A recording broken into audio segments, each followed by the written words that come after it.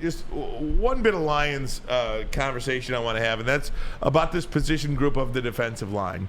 I think so much we talked about how they were thin there last year, and that's one of the reasons why many of us wanted them to take Jalen Carter at 6 if he was available, just to kind of be kind of a cog in the middle of that defensive line. Here's defensive line coach John Scott talking about his units. Yeah, I mean, I didn't get a chance to, I really have seen Josh in pads in the pros. I remember him at Kentucky being in the SEC when he was, and I know he's a darn good player, but from the things that I've seen out here with an individual and the team stuff, that guy is moving well, he's explosive. I've been pleased with what I've seen. So again, I look forward to when we get pads on and then you can put all of it together, but as far as movement and practice and knowing what to do and execute, he's done a really good job with that. So that's John Scott talking about his guys and what you can learn about your team in, shirts and underwear. I like what he said about Josh Paschal. Yeah. He said, Josh Paschal, hey, I really haven't seen much about him, but I know he was really good at Kentucky, blah, blah, blah. But he really looks good on the field right now, and it's good to see. He said he's got a burst. I want to thank Jennifer Hammond, by the way, for that video. So thank you, Hammer. Love the Hammer. And he's one of those players that we said, way back when we would have it's like an extra draft pick. Yes, when we would have talks about who the Lions should take in April's draft, I always said go offense, make what you do greater, because you're getting a draft pick back essentially in Josh Paschal. You were getting a player back in Tracy Walker. You signed Emmanuel Mosley. You signed Cam Sutton, and you kind of revamped your defense that way by the free agent signings that you had, and not only that, but guys you were getting back due to injury. And Romeo Okwara is another one of those guys. Josh Paschal. He's healthy, too. Yeah, Levi Onwuzurike. Who we never thought we'd hear about. We don't know anything about him right now. We don't know if he's going to be okay. But it sounds like he may be getting there. That would be a miracle. So, I mean, John Kaminsky is back with this team. Isaiah Buggs. Aleem McNeil is a stud. James Houston is... You guys had him on. I wasn't here that day, but you guys had him on. I mean, hey, if Onwuzurike comes back, Brad Holmes really, and correct me if I'm wrong, he hasn't missed on a draft pick. He has not missed on a draft pick. Every pick he has made, maybe there's a couple that I'm forgetting that aren't on the team anymore. Seventh-round guys. I'm just saying, something. This guy is hitting. If he gets Onwuzurike back, the back injury, obviously, no one knew about it. Things happen when you're that big and you play that position. If he can get him back, man, that is just icing on top of the cake. And we haven't mentioned Charles Harris at all. I mean, there's some depth on this Detroit Lions defensive line. And, not only that, but, I mean, you got better at linebacker. You got better at safety. You got better at cornerback. And this Lions defense should be among the best, certainly, in the NFC. And I don't see any reason why they couldn't be. You ever think you'd say that? Going from dead last year to give up 45 points, 48 points, 42 points, and then at the end of the year they knock it down to an average of 20 points a game, and they win 8 out of 10. And they improve this year. And Hutch has got another year under his belt. James Houston, another year under his belt.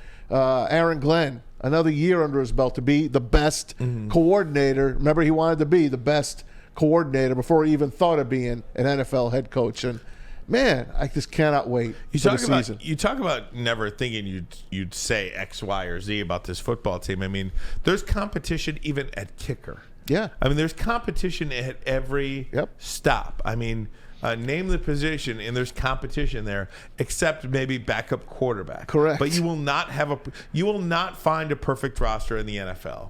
You're just not going to find one. This might be the closest thing to a perfect roster that you will find in the National Football League right now, what the Detroit Lions have. Without a superstar at quarterback. From top to bottom, just stacked at every position. Every single one of them. And they are going to have to cut good NFL talented players when they have to get their roster down to 53 guys. They're still short on wide receivers. We brought this up a million times. They are. Listen, we don't really. I mean, they're only short because of the suspension. Yeah, but we don't even know what that kid could do yet. We don't. We do. I know Braylon think says we he's do. the best athlete on the team, great, the speedy, blah, blah, blah. We really don't know what he can do yet. So he's still unproven. He hasn't done anything yet. Unproven. Fine, but And he's not there for the first 6 weeks. That's my only concern. Another wide receiver. And I know Sam Laporta, the tight end, is going to be more of a receiving type and of tight Jahmyr end. Gibbs as well. Yes, I get it. Those are two offensive weapons that this team did not have a year ago that they do have this year. And, yeah, you might not have that traditional wide receiver to fill in for Jameson Williams, but you will have those two players. And I think the running back position and the tight end position are two positions that you could pretty much catch on pretty quick in the NFL. You don't need, But you kind of you need that rhythm with a quarterback. Supposedly in the training before here, this mini camp, he didn't have. You know what Jameson Williams had? He had the best rhythm with Nate Sudfeld. That's what they said. Nate Sudfeld and Jameson Williams was the hookup. So he's really not locked in yet with Jared Goff. Matter of fact, Goff got on him a few times for running a wrong pattern. So we'll see.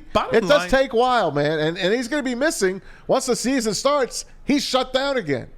Bottom line, this is just fun. Like, it is. You do this show, and we do talk about Lions a lot, but there seemingly is something new to talk about each and every day. Even today, when you're just fooling around on ESPN.com, and I saw that FPI Super Bowl 58 chances, and you see the Lions there at 7th best overall, and you see all this stuff, and it just feels real. That's why it's so exciting. It's not fake. It's not anything that is done with smoke and mirrors. This is legitimately how you build a football team in the NFL, short of having a Patrick Mahomes type player at quarterback, or short of having a Joe Burrow type player at quarterback. This is how you do it. And Jared Goff is playing his best football of his career. At least he did last year. Now, what does that mean in September? What does that mean in October? You don't get to carry those 8 wins over in the last 10. You don't get to carry that 8. You're not starting the season off at 8-2. And his interception rate. You don't get to carry it out over. You don't get to carry over 29 touchdowns, 7 interceptions. No fumbles. No, exactly. All these things start over again. Yep. And you're going to have a hell of a game in Kansas City at Arrowhead to start the season and kick the season off. Are you resilient enough to come back and not let one game beat you twice?